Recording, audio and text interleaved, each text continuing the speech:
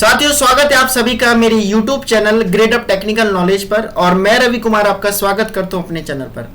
साथियों, आज एक बहुत ही महत्वपूर्ण सब्जेक्ट के साथ जो आपका रिलेटेड है इरिगेशन इंजीनियरिंग से। आज हम डिस्कस करने वाले हैं इस पर method of distribution of irrigation water. साथियों, हम सभी को पता है कि एज पर रिपोर्ट के अनुसार 2018 के अनुसार हमारा देश जो है 50% से ज़्यादा कृषि पर आधारित देश है और हमारा कृषि प्रधान देश है। साथियों, कृषि लगभग 17 से 18% जो है हमारी जीडीपी पर योगदान प्रदान करती है बेसिकली। और आज हम डिस्कस करने वाले हैं बहुत ही महत्वपूर्ण जो डिस्ट्रीब्यूशंस ऑफ मेथड्स हैं वाटर के बारे में।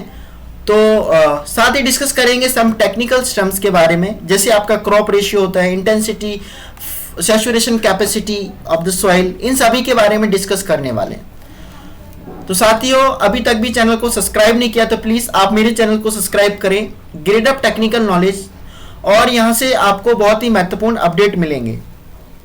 तो साथियों, शुरुआत करते हैं एक सुंदर से मोटिवेशनल क्विट की तरफ जो बहुत ही महत्वपूर्ण है हमारे रोजमर्रा की जिंदगी के लिए। तो चलिए चलते हैं एक सुंदर से मोटिवेशनल क्विट की तरफ। साथियों, आज का मोटिवेशनल क्विट है, अपने जीवन की तुलना किसी के साथ नहीं करनी चाहिए दोस्तों। साथियों, सूर्य और चंद्रमा के बीच कोई तुलना नहीं है, जिसका वक्त आता है वो चमकता है। ये सही बात है और बहुत ही सटीक बात है दोस्तों कि जो मेहनत करता है, जो दौड़ता है, जो रातों को जागता है, वो आगे निकल जाता है। जो ये सोचता है कि मैं आज पढ़ूंगा, कल पढ़ूंगा, परसों पढ़ूंगा, उसका उसी में निकल जाता है और वो आगे कभी नहीं बढ़ पाता अपनी जिंदगी में। तो साथियों, हमें अपनी जो बात है कल पर नहीं टालनी चाहिए। आज का काम आज पे ही खत्म करना चाहिए बेसिकली।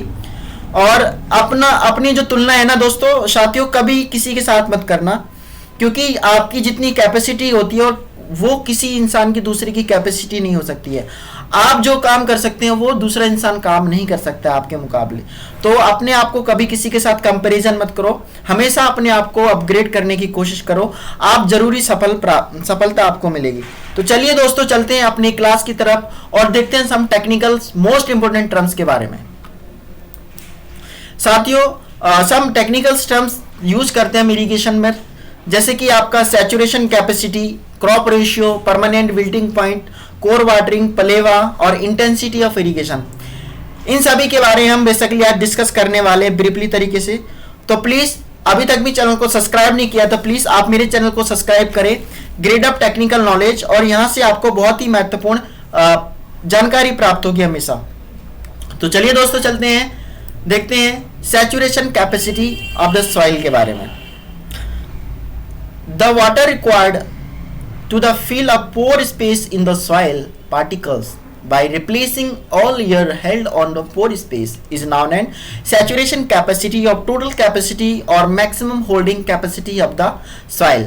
दोस्तों, जो हमारी मिट्टी होती है, जो खेत की हमारी मिट्टी होती है, उसमें हम पानी देते हैं तो क्या करते हैं, जो भी उसमें स्पेस होता है वो पानी को सोख लेते हैं और जो भी उसमें एयर वॉइड्स होते हैं वो निकल जाते हैं। तो कैपेसिटी जो सॉइल की होती है पानी सोखने की, वो सैचुरेशन कैपेसिटी आपकी होती है।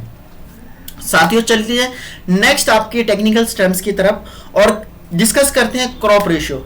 साथियों, हम जो अलग अलग सीजन पर अलग अलग तरह की क्रॉप्स बेसिकली ग्रो करते हैं, ठीक है, उगाते हैं, जैसे कि आपकी अलग अलग सीजन पर अलग अलग क्रॉप्स होती है, क्रॉप रेशियो कहलाता है दोस्तों आपका।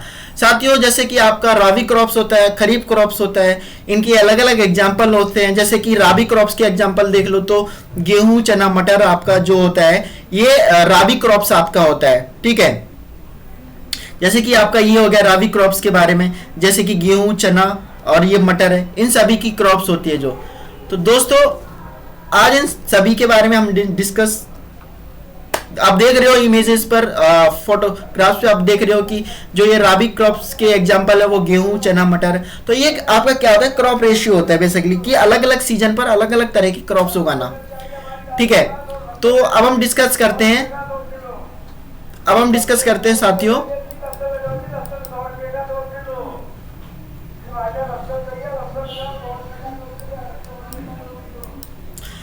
साथियों, डिस्कस करते हैं परमानेंट विल्टिंग पॉइंट्स के बारे में। परमानेंट विल्टिंग पॉइंट क्या होता है साथियों, the water contain at a plant can not longer extract sufficient water from the soil for its growth. ठीक है, जो आपका विल्टिंग पॉइंट्स दोस्तों डिपेंड करता है. द बिल्डिंग पॉइंट जो होता है वो होता है permanent wilting points is a plant points to when the is a not water longer available from the plants. आपके जो प्लांट्स में लंबे समय तक पानी नहीं रह जाता है दोस्तों, जितना उसको रिक्वायरमेंट होती है उतने ही वो वाटर को लेता है. ये आपका क्या होता है, परमानेंट विल्टिंग पॉइंट्स होता है. कोर वाटरिंग क्या होती है दोस्तों, कोर वाटरिंग के बारे में डिस्कस करेंगे. First watering given to the crops when has grown a few centimetre. दोस्तों कुछ सेंटीमीटर्स जब हमारी फसल उगती है उसको हम पहली वाटरिंग देते हैं, पहला पानी लगाते हैं फसल पर, वो आपकी कोर वाटरिंग कहलाती है.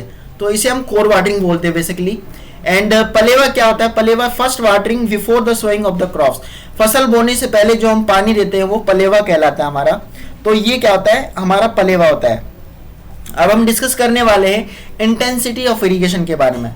The ratio of cultivated land of a particular crops to the total cultural of command area is called the intensity of irrigations.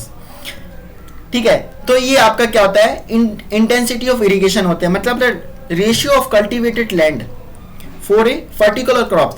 किसी पर्टिकुलर क्रॉप्स के लिए लैंड को तैयार करना बेसिकली आपका इंटेंसिटी ऑफ इरिगेशन कहलाता है. जैसे कि आप फिगर में देख रहे हैं कि किसी पर्टिकुलर क्रॉप्स के लिए आप जो लैंड को तैयार करते हैं, कल्टीवेटेड करते हैं, उसको प्रिपरेशन करते हैं, ये आपकी इंटेंसिटी ऑफ इरिगेशन कहलाती है बेसिकली.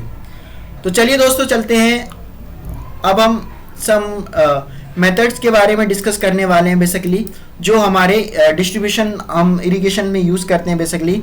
साथियों हमारे डिफरेंट तरीके से मेथड होते हैं जो हम इरिगेशन में बेसिकली यूज करते हैं.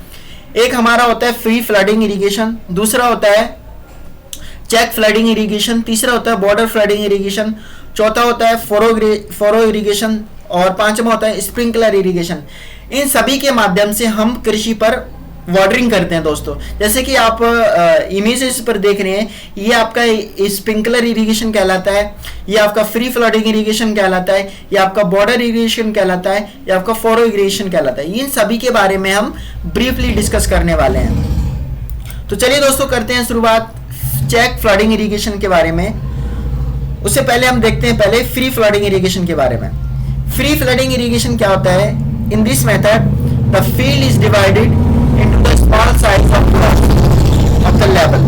ठीक है, the water इसमें क्या करते हैं हम, फ्री फ्लडिंग इरिगेशन में क्या करते हैं, the field in divided into the small size of plots. इसमें जो स्मॉल साइज के प्लॉट्स में फील्ड को डिवाइड करते हैं बेसिकली, है ना, छोटे छोटे से प्लॉट्स बना देते हैं अपने खेत पर. And the water entire on the field higher flow the towards of the जो वाटर होता है वो हायर लेवल से लोअर लेवल की तरफ जाता है बेसिकली, जैसे कि ग्रेविटेशनल फोर्स की तरह. ठीक है, उस मेथड से हम इसमें वाटर देते हैं.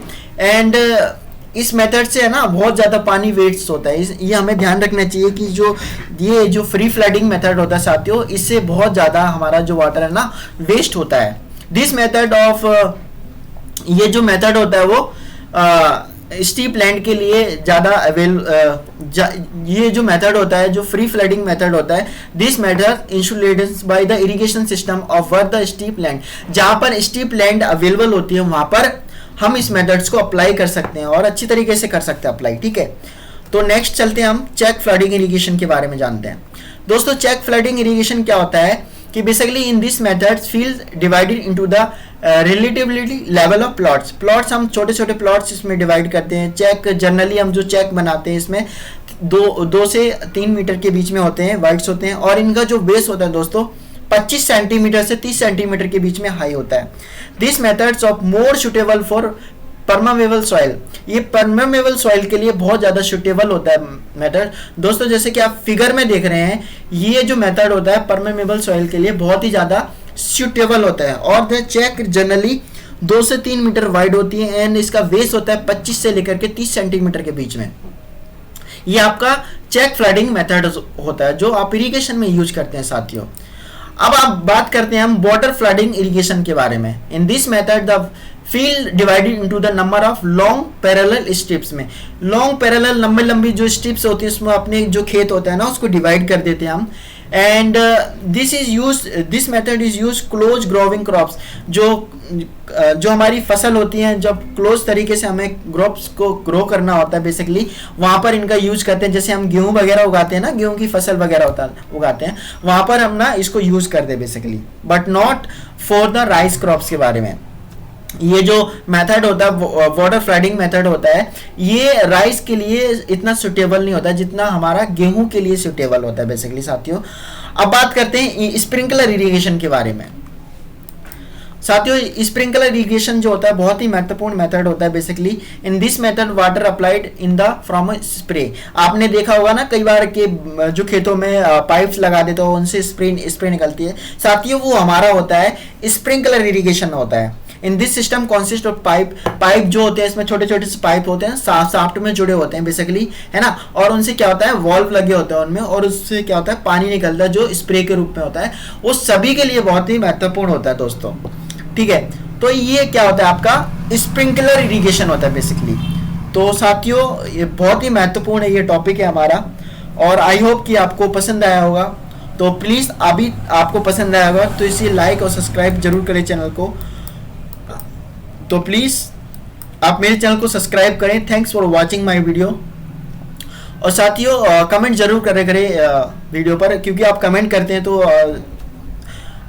पता चलता है कि कितनी और इम्प्रूवमेंट करने की जरूरत होती है मेरी क्लास में। तो please thanks for watching my video. और चैनल को सब्सक्राइब नहीं किया है तो प्लीज़ आप सब्सक्राइब जरूर करें चैनल को। Thanks for watching my video.